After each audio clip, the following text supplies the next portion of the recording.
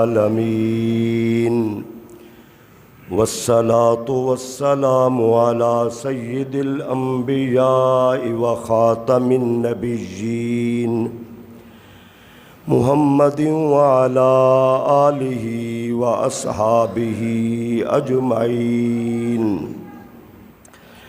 اما بعد فاعوذ باللہ من الشیطان الرجیم بسم اللہ الرحمن الرحیم یا ایہا الذین آمنوا کتب علیکم الصیام کما کتب علی الذین من قبلکم لعلکم تتقون قال اللہ تبارک و تعالی فی مقام آخر شہر رمضان الذی انزل فیہ القرآن قال النبی صلی اللہ تعالی علیہ وسلم یا داعی الخیر اقبل ویا باغی الشر اقصر قال النبی صلی اللہ تعالی علیہ وسلم اذا دخل رمضان فتحت ابواب السماء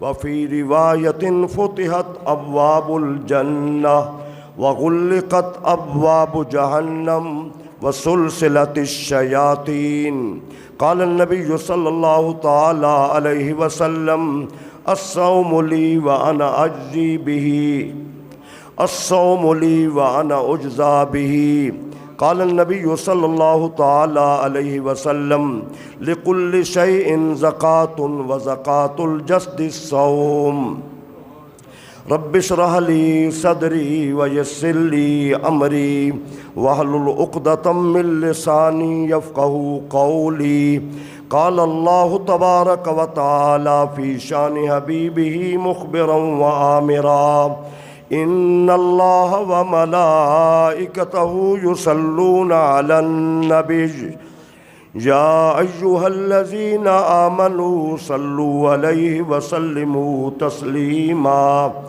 اللہم صل علی سیدنا ومولانا محمد وعلی آل سیدنا واصحاب سیدنا ومولانا محمد وبارک وسلم وصلوا علیہ صلاة وسلاما علیک یا سیدی یا رسول اللہ وعلی آلک واصحابک یا سیدی یا حبیب اللہ۔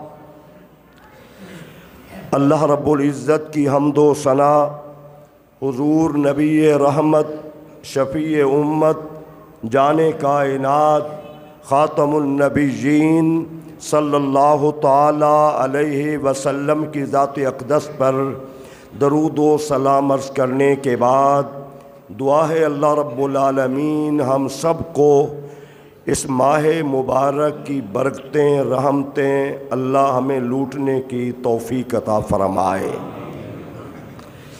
وہ ماہ مبارک آ چکا ہے جس کے جانے کا 6 ماہ حضور کو غم ہوتا تھا اور پھر 6 ماہ کے بعد حضور کو خوشی ہوتی تھی کہ رمضان مبارک آ رہا ہے۔ یہ وہ ماہ مبارک آ چکا ہے۔ رجب کے مہینے سے حضور کی دعا شروع ہو جاتی تھی۔ آپ ذرا غور کریں، اللہ ہمیں شعبان کے ذریعہ سے رمضان شریف تک پہنچا دے۔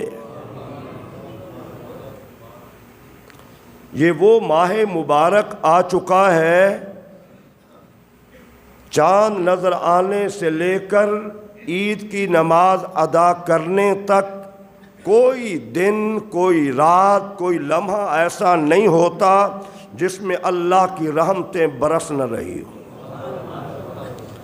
یہ وہ عظیم ماہ مبارک ہے کہ اللہ کریم نے حضرت موسیٰ کلیم اللہ سے بھی فرمایا کلیم میں نے اپنے آخری نبی کی امت کو 2 نور دیے ہیں اور ان کی وجہ سے 2 اندھیرے ختم کر دوں گا۔ اللہ اکبر کبیرہ، ذرا غور کریں، اللہ اپنے نبی سے فرما رہا ہے کہ میں نے آخری نبی کی امت کے لیے 2 نور، جس کی وجہ سے 2 بڑے اندھیرے۔ ایک نور ہے فرمایا رمضان مبارک، دوسرا فرمایا قرآن مجید ہے۔ رمضان مبارک بھی نور ہے اور قرآن مقدس بھی کیا ہے؟ نور ہے۔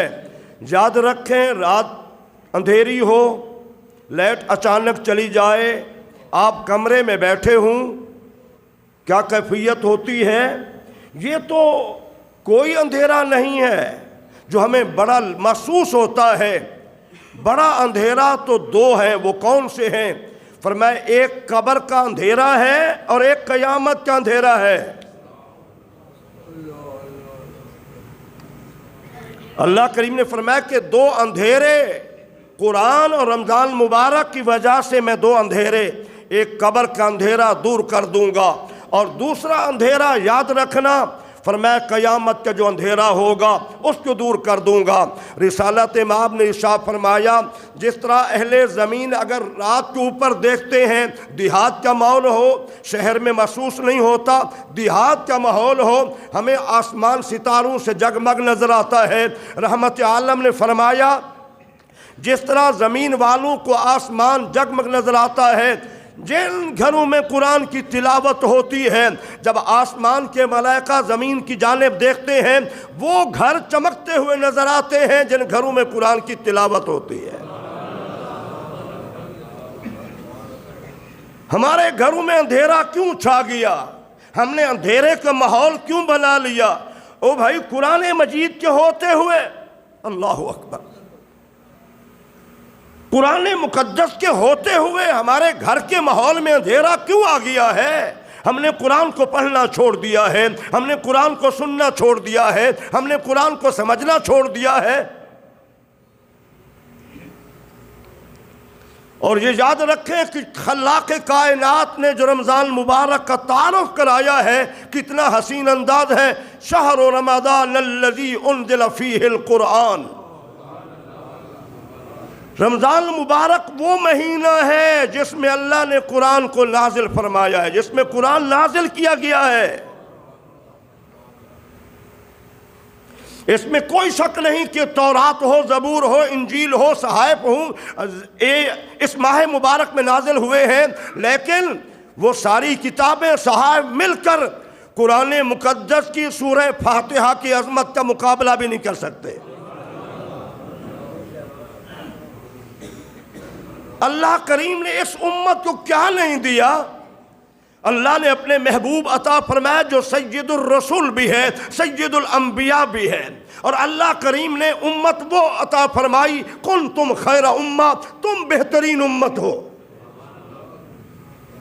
کسی نبی کی امت کو یہ اعزاز اللہ نے نہیں دیا جو اللہ نے اس امت کو دیا ہے۔ اور پھر کیا ہے، ذرا غور کریں، سید الشہور، تمام مہینوں کا سردار مہینہ اللہ نے وہ بھی حضور کی امت کے لیے عطا فرمایا ہے، اور جو تمام دنوں کا سردار دن ہے وہ ہے جمعہ کا دن، وہ بھی اللہ نے حضور کو عطا فرمایا ہے۔ عزیزان گرامی، ذرا توجہ کے ساتھ، غور کے ساتھ سنیں، باتیں ایمان تازہ کریں۔ قرآن میں اللہ کریم نے جو بڑے خطاب ہیں ان میں سب سے پہلا خطاب ہے یا ایھا الذین آمنو۔ خواجہ حسن بصری فرماتے پہلی صدی میں ہیں، 4 خطاب ہے، یا ایھا الذین آمنو، یا ایھا الناس، یا اہل الکتاب، یا ایھا الکافرون۔ یا ایھا الذین آمنو یہ حضور کی امت کے لیے، اے ایمان والو۔ پوری کائنات کے لیے یا ایھا الناس، اے لوگو۔ یہود و نصارہ کے لیے یا اہل الکتاب، اے اہل کتاب۔ کفار کے لیے یا ایھا الکافرون، اے کافرو۔ سب سے جو بڑا عظیم خطاب ہے وہ ہے یا ایھا الذین آمنو۔ اگر آپ پورے قرآن پہ غور کریں، جہاں جہاں جس مقام پہ جس صورت میں یا ایھا الذین آمنو کا خطاب ہے وہ سب سے اہم ترین خطاب ہے۔ اور یہاں پر نہیں فرمایا کہ روزہ فرض کیا گیا، نہیں، یا ایھا الذین آمنو، اے ایمان والو، کتب علیکم الصیام، تم پر روزے فرض کیے گئے۔ کوئی یہ سمجھے مشکل مہینہ آ گیا، کھانے پینے سے رک جائیں گے، منہ بند کرنے والا مہینہ آ گیا۔ نہیں میرے بھائیوں، اللہ نے کیا فرمایا؟ کما کتب علی الذین من قبلکم، یہ مت سمجھو کہ ہمارے اوپر روزے فرض ہوئے ہیں، نہیں، ہر نبی کی امت پہ روزے فرض تھے۔ ایک نبی دنیا میں اللہ نے نہیں بھیجا جس کی امت پہ روزے فرض نہ ہوں۔ کما کتب علی الذین من قبلکم، جس طرح تم سے پہلے لوگوں پہ فرض کیے گئے، لعلکم تتقون، اس لیے تاکہ تم متقی بن جاؤ، پرہیزگار بن جاؤ۔ یاد رکھیں اللہ کا قرب ملتا ہے جب بندہ متقی بنتا ہے۔ ہم نے صرف لفظ سنا ہے کہ متقی کا مفہوم کیا ہے، ہم نے یہ نہیں سمجھا نہ سنا ہے۔ ہر حرام کام کے چھوڑ دینے کا نام، ہر گناہ کو چھوڑ دینے کا نام کیا ہے؟ متقی ہے، تقویٰ ہے۔ ہر فرما برداری کا نام تقویٰ ہے۔ روزے کا جو ثمرہ ملتا ہے، روزے کا جو پھل ملتا ہے، روزے کا جو صلہ ملتا ہے، وہ اس وقت ملتا ہے جب ہم یہ ساری چیزیں مد نظر رکھیں، گناہ کو چھوڑ دیں، ہر نیکی کریں، پھر ثمرہ ملتا ہے اور پھر اللہ کا قرب ملتا ہے۔ ذرا آپ غور فرمائیں، اللہ کریم نے رمضان مبارک کی برکات کو کیسے ہمیں عطا فرمایا ہے۔ احادیث سنیں، پھر تقویٰ کی بات کرتے ہیں اور آپ کے ایمان کو تازہ کریں گے انشاءاللہ۔ رحمت عالم نے فرمایا اذا دخل رمضان فتحت ابواب السماء، جو ہی رمضان مبارک کا چاند نظر آتا ہے، اللہ کے آسمان کے 300 دروازے ہیں، وہ سارے کے سارے اس امت کے لیے کھول دیے جاتے ہیں۔ وفتحت ابواب الرحمہ، جو اللہ کی رحمت کے دروازے ہیں وہ بھی کھول دیے جاتے ہیں۔ وغلقت ابواب جہنم، اور جہنم کے دروازوں کو بند کر دیا جاتا ہے۔ وسلسلت الشیاطین، اور شیاطین کو جکڑ لیا جاتا ہے۔ اللہ تو چاہتا ہے کہ میں نے بندوں کے لیے شیطان کو جکڑ دیا ہے، اگر میرے اخلاق، میرے اعمال، میرے معاملات ویسے ہیں، موسلا دھار بارش برس رہی ہو، میں نے اپنا برتن ہی الٹا کر رکھا ہے، میں نے اپنا برتن ہی الٹا کر رکھا ہے، بارش تو موسلا دھار برس رہی ہے، میرے برتن الٹا ہے تو پانی کا قطرہ کیسے آئے گا؟ اگر ہم نے اپنے دل کو اسی جگہ لگا لیا ہے، یہ ذہن بنایا ہے کمائی کا مزہ تو ابھی آئے گا۔ رسالت مآب، صحابہ کہتے ہیں حضور سے بڑا سخی اللہ کی مخلوق میں کوئی نہیں، لیکن جب رمضان مبارک کا مہینہ آتا تھا، حضور کی سخاوت کا یہ عالم ہوتا تھا جیسے موسلا دھار بارش برستی ہے۔ اللہ اکبر کبیرہ، جیسے موسلا دھار بارش برستی ہے، حضور کی سخاوت کا یہ عالم ہوتا تھا۔ ارے بھائیو، آسمان کے دروازے اللہ نے کھول دیے، رحمت کے دروازے کھول دیے، اللہ نے جنت کے دروازے کھول دیے، جہنم کے دروازے بند کر دیے، شیاطین کو جکڑ لیا۔ اب ہم سوچیں نا، ہم کیوں محروم چلے جائیں؟ بھئی ہم کیوں محروم ہو جاتے ہیں؟ کیا ہم رمضان مبارک کا اہتمام کرتے ہیں؟ کیا اس کے روزے کا، تراویح کا، عبادات کا ہم احترام کرتے ہیں؟ اہتمام کرتے ہیں؟ نہ اہتمام ہے نہ احترام ہے۔ اور یہ بھی سوچے کیا ہماری ساری زندگی ایسے گزر جائے گی؟ 80 برس ایج ہو چکی ہے، وہی روٹین ہے، وہی روٹین ہے۔ رمضان تو ہمارے سارے نظام کو بدلنے کے لیے آتا ہے۔ میں پھر جملہ دہراتا ہوں، رمضان مبارک ہمارے سارے نظام کو بدلنے کے لیے آتا ہے۔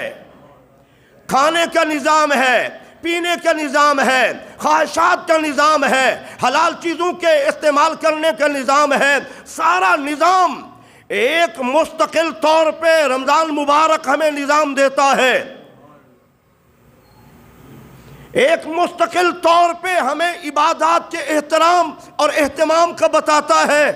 کیا ہم ایسا کرتے ہیں؟ رسالت مآب نے ارشاد فرمایا فرشتہ آواز دے رہا ہے، فرشتے کی آواز سنو، ذرا غور کرو، یا داعی الخیر اقبل و یا باغی الشر اقصر، اے نیکی کرنے والے آگے بڑھ، اللہ نے تو سارے دروازے رحمت کے کھول دیے ہیں، آسمانوں کے دروازے کھول دیے ہیں، جنت کے دروازے کھول دیے ہیں، یا باغی الشر اقصر، اے برائی کرنے والے اب تو رک جا۔ اللہ اکبر، اب تو رک جا نا، تجھے نظر نہیں آتا کہ رمضان مبارک کا مہینہ آ گیا ہے؟ تجھے نظر نہیں آتا کہ اللہ نے رحمت کے، آسمان کے اور جنت کے دروازے کھول دیے ہیں؟ رمضان مبارک کے بعد شوال سے لے کر پورا سال رمضان مبارک کو سنوارا جاتا ہے، جنت کو سنوارا جاتا ہے رمضان مبارک کے لیے، ٹھیک ہے نا؟ میرے بھائیوں ذرا آپ غور فرمائیں کہ رمضان مبارک کے لیے جنت کو پورا سال سنوارا جاتا ہے، وہ ماہ مبارک آ گیا۔ رحمت عالم نے ارشاد فرمایا لِكُلِّ شَيْءٍ زَكَاةٌ، ہر چیز کی زکوٰۃ ہے، سونے کی ہے، چاندی کی ہے، مال کی ہے زکوٰۃ، لیکن اس جسم کی، یہ جو میرا آپ کا جسم ہے، حضور فرماتے ہیں اس کی زکوٰۃ بھی ہے۔ اس کی زکوٰۃ کیا ہے؟ روزہ۔ مال پاک کرنا ہے تو مال سے زکوٰۃ صحیح ادا کریں گے، مال پاک ہوگا، اور جسم کو پاک کرنا ہے تو روزہ ہے پاک کرنے کے لیے۔ لِكُلِّ شَيْءٍ زَكَاةٌ وَزَكَاةُ الْجَسْدِ الصَّوْمُ، ہر چیز کے لیے زکوٰۃ ہوتی ہے، اور روزہ کیا ہے؟ جسم کی زکوٰۃ ہے۔ اور پھر رسالت مآب نے یہ بھی ارشاد فرمایا، آپ ذرا غور کریں، نماز ہے، حج ہے، زکوٰۃ ہے، جہاد ہے، قربانی ہے، یہ ساری عبادات اپنی جگہ، لیکن روزہ حضور فرماتے ہیں، اللہ فرماتا ہے الصوم لی وانا اجزی بہ، الصوم لی وانا اجزی بہ، روزہ میرے لیے ہے، اس کی جزا میں خود دوں گا۔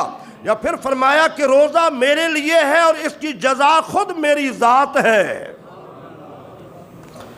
اللہم صلی علی سیدنا و مولانا محمد وعلی آل سیدنا و اصحاب سیدنا و مولانا محمد وبارک وسلم وصلو علیہ صلاۃ و سلاما علیک یا سیدی یا رسول اللہ وعلی آلک و اصحابک یا سیدی یا حبیب اللہ۔ آپ ذرا غور فرمائیں، فرمایا روزہ میرے لیے ہے اور میں روزے دار کے لیے ہوں۔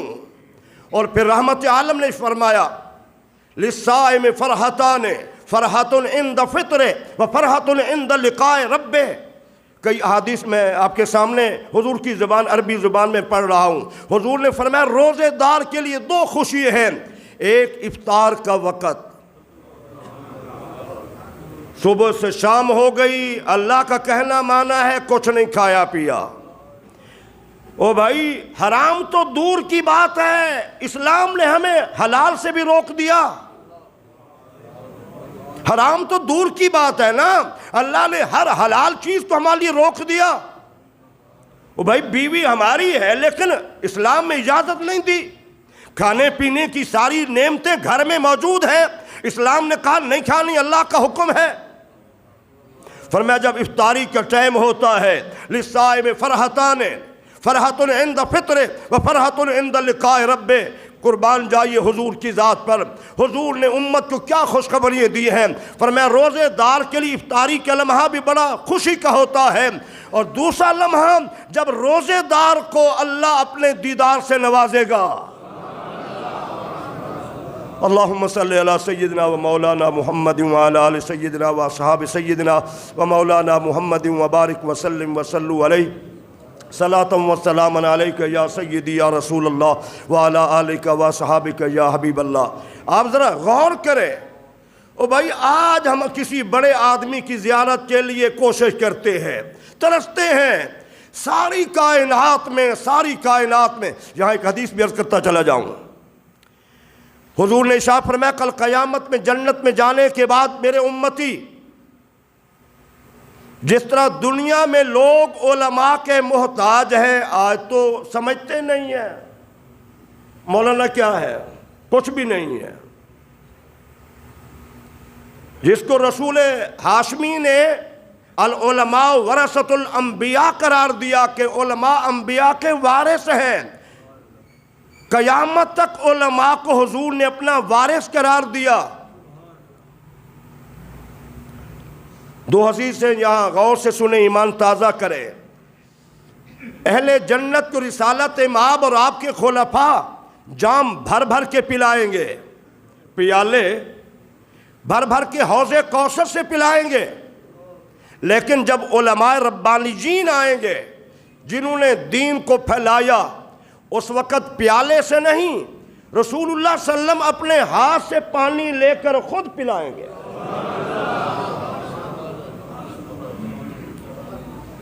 اللہ اکبر۔ آپ ذرا غور کریں ذرا۔ اور دوسری حدیث طیبہ، جنت میں جانے کے بعد ساری نعمتیں موجود ہیں، خزانے موجود ہیں، حور و غلمان بھی ہیں، لیکن صبح و شام ایک اللہ سوال کرتا ہے میرے بندو تمہیں کچھ اور چاہیے؟ مانگو۔ بار بار یہ روزانہ سوال ہو رہا ہے کچھ اور مانگو۔ وہ عرض کریں گے یا اللہ تو نے باغات دے دیے، محلات دے دیے، حور و غلمان دے دیے، ساری نعمتیں دے دی۔ اور ایک حدیث طیبہ میں آتا ہے جو سب سے آخر میں جنت میں جائے گا، سب سے آخر میں جنت میں جائے گا، رسالت مآب نے فرمایا اس کا گھر بھی تمہاری دنیا سے بڑا ہوگا۔ اللہ اکبر۔ اور سائنس نے جو تحقیق کی ہے کہکشاں، ایسے ستارے سیارے ہیں جو دنیا سے بڑے ہیں، ٹھیک ہے نا؟ یہ ایک الگ طویل موضوع گفتگو ہے۔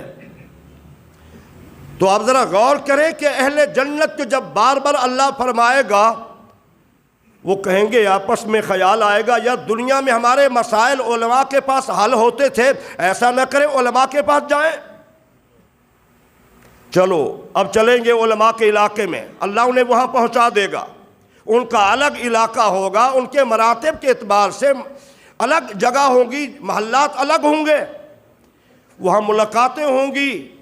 اللہ نے کرم فرمایا تو ہماری بھی ملاقات انشاءاللہ ہو سکتی ہے، اس کے فضل سے، اس کی کرم اعمال کی بنیاد پہ نہیں، یہ یاد رکھیں، اس کے فضل سے، اس کے فضل سے، اس کی رحمت سے، اس کے کرم سے۔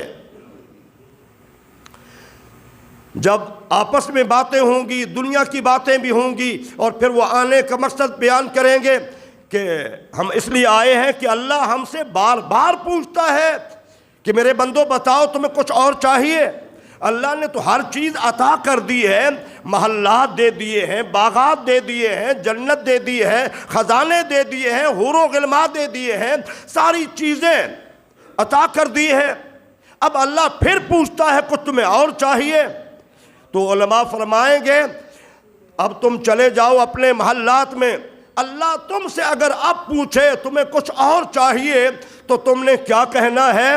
اللہ کے سوال پر تم نے کہنا یا اللہ تو نے ساری نعمتیں دے دی ہیں، ابھی تک تو نے اپنا دیدار نہیں کرایا،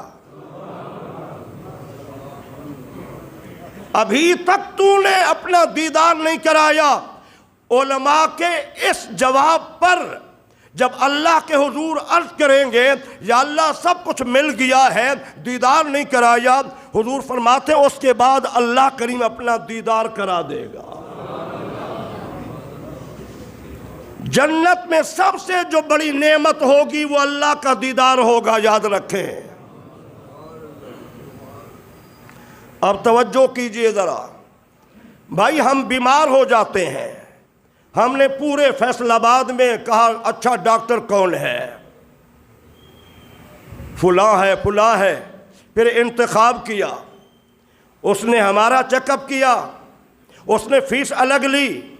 سارے ٹیسٹ کرانے کے بعد توجہ کرنا، اس نے ہمارے لیے ایک دوائیاں لکھی، قیمتی دوائیاں، فیس بھی لی، ٹیسٹ بھی کرائے، دوائیں بھی اس نے لکھ کر دیں. دوائیوں کے ساتھ پرہیز ہوتا ہے. مرض کوئی بھی ہو اس کے ساتھ پرہیز ہوتا ہے. تم نے یہ نہیں کھانا، یہ نہیں کھانا، یہ نہیں کھانا. اگر 40-50 ہزار کا انجیکشن بھی ایک ٹائم لگتا ہے تو پھر بھی پرہیز ہے.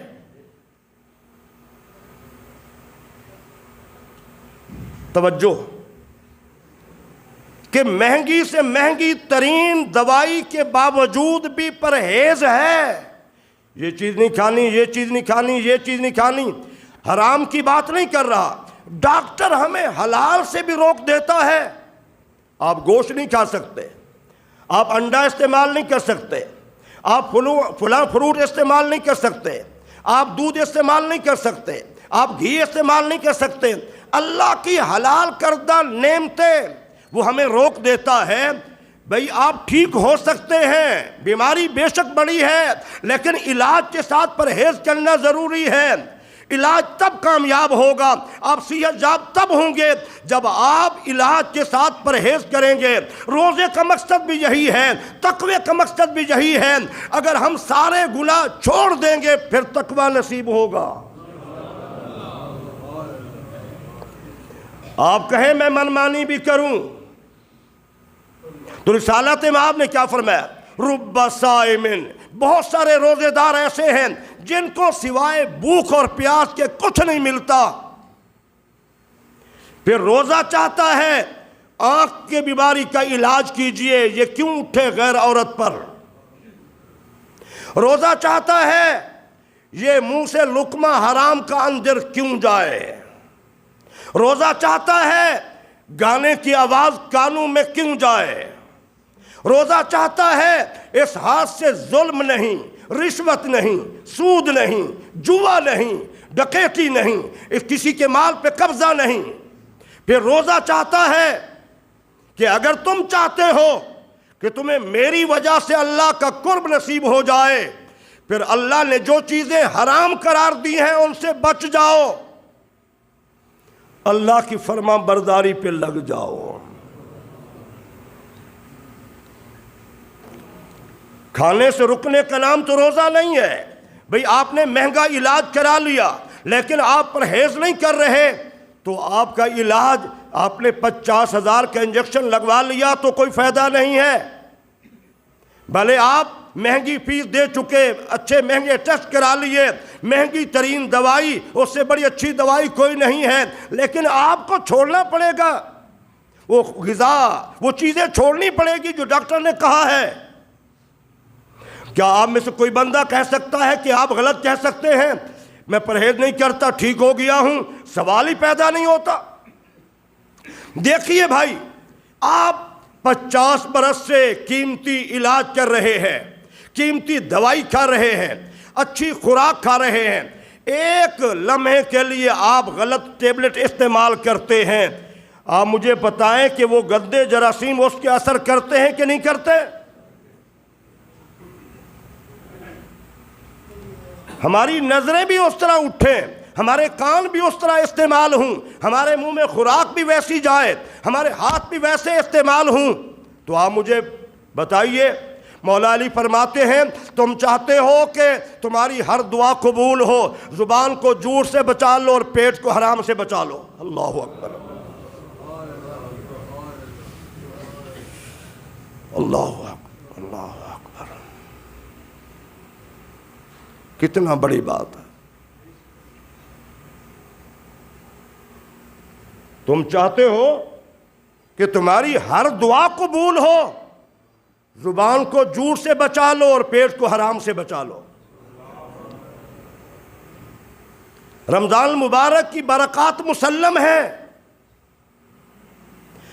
روزے کی ساری عطائیں مسلم ہیں، اللہ اس کے رسول کے وعدے مسلم ہیں، لیکن تتقون کا لفظ بتا رہا ہے روزہ قبول تب ہوگا جب حرام کو چھوڑ دیں گے. اگر روٹین چل رہی ہے روزہ بھی ہو رہا ہے نہیں. علاج کے لیے پابندیاں ضروری ہیں ہر نقصان دہ چیز سے، اور اللہ کے قرب کے لیے پابندیاں ضروری ہیں کہ حرام کو گناہ کو چھوڑنا پڑے گا. ٹھیک ہے آپ نے پوری زندگی رمضان مبارک کے جمعوں کے خطاب بھی سنے، آپ نے روزے بھی رکھے، لیکن جس انداز سے میں عرض کر رہا ہوں کہ میں نے ایک مثال دی ہے، تو علاج تب فائدہ مند ہو سکتا ہے جب آپ پرہیز کریں گے. روزہ آپ کو اللہ کے قرب خاص میں تب لے جائے گا جب آپ حرام سے بچیں گے. اللہ سبحانہ تعالی میرا آپ کا حامی و ناصر ہو. اللہ کریم یہ ہمیں باتیں سمجھنے کی توفیق عطا فرمائے، عمل کرنے کی توفیق عطا فرمائے. اللہ کریم ہم سب کو اس ماہ مبارک کی برکتیں لوٹنے کی توفیق عطا فرمائے. انشاءاللہ پیر کو انشاءاللہ درس بھی ہوگا، پیر والے دن انشاءاللہ.